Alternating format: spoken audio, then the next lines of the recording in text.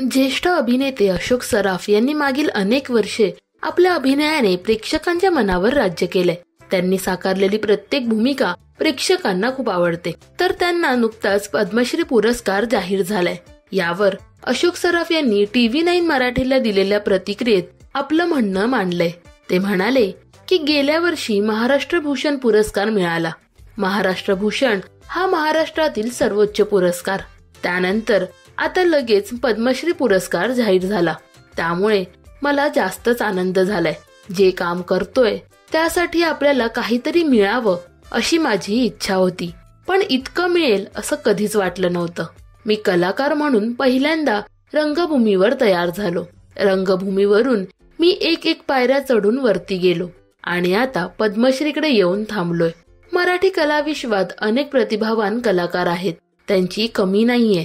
त्यांनी मेहनत घेतली पाहिजे, वेगळेपण जपलं पाहिजे।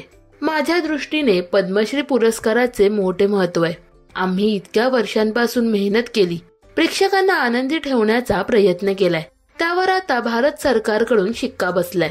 त्यामुळे मी सरकारचा ऋणी आहे, असं अशोक सराफ यांनी म्हटलंय।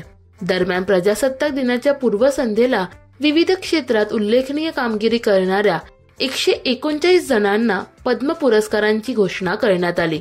पद्मश्री पुरस्काराबद्दल राजश्री मराठीकडून अशोक सराफ यांना खूप शुभेच्छा। मराठी सिनेविश्वातील बातम्या, अपडेट्स आणि गॉसिपसाठी सबस्क्राईब करा राजश्री मराठी।